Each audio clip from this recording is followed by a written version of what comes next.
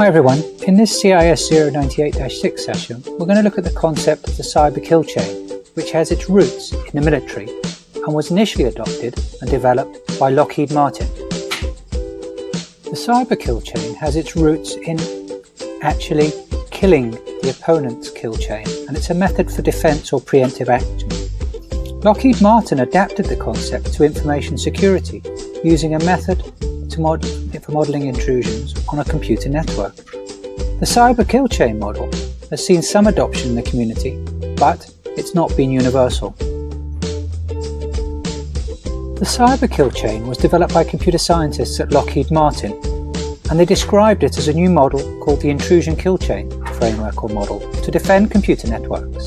It was first developed in 2011, and they wrote that attacks must be disrupted through the use of controls established at each of different phases, and they introduced a 7-phase model. A cyber kill chain reveals the phase of a cyber attack from early reconnaissance to the goal of data exfiltration.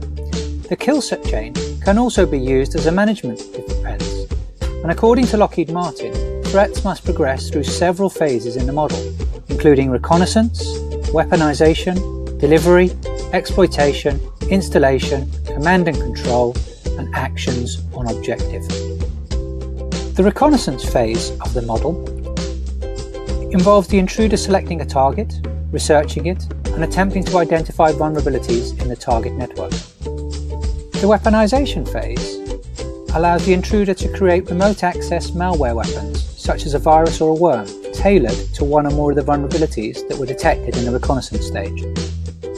The delivery stage of the model involves the intruder transmitting the weapon to the target, for example by email attachments, websites, or USB drives. The exploitation phase of the model involves the malware weapons program code which triggers and takes action on a target network to exploit the vulnerability. The installation phase of the model involves the malware weapon installing an access point, for example a backdoor, which is usable by the intruder. The command and control phase involves the malware enabling the intruder to have a hands on the keyboard, persistent attack to the target network. The 7th stage of the model involves actions on the objective, where the intruder takes action to achieve their goals, such as data exfiltration, data destruction, or encryption for ransom.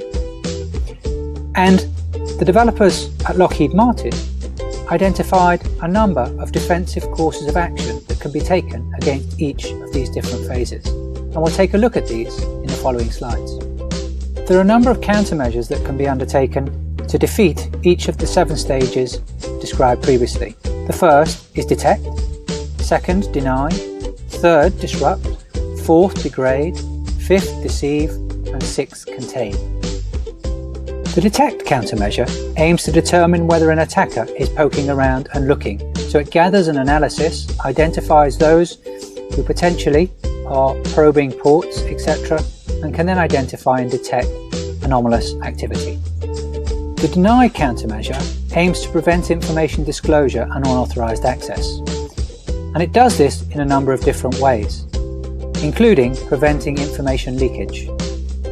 The disrupt countermeasure aims to stop or change outbound traffic to the attacker and preventing them from getting information that they can use to their advantage. The deceive phase of the countermeasure is aiming to interfere with command and control and therefore disrupt and prevent the attacker from gaining and achieving their goals. By doing this, the aim is to prevent access and to limit damage, as well as to deter the attacker from taking out and undertaking their attack. The measures in the contain area are to ensure network segmentation changes, which will then prevent an attacker from hopping across the network, and in some environments sandboxes can be used in order to contain an attacker within a particular area of the network, and often used for observation and for evidence collection. Despite some people taking into account an adoption of the cyber kill chain, there are some people who criticise it. And one of the critiques is that the first phase happens outside the defending network, So that makes it difficult to identify or defend against those phases. Similarly, there are other criticisms of the methodology, including those who say that there is limited additional benefit to the approach beyond the traditional perimeter-based and malware prevention-based defensive strategies. However, others noted that the traditional cyber kill chain isn't suitable to model an insider threat, a problem that is becoming increasingly apparent in many networks. Quite often, the view is to protect from the inside because most attacks occur from someone in the organization. In this session, we've taken a look at the notion of the cyber kill chain, initially developed by Lockheed Martin and getting its roots out of military-based kill chains.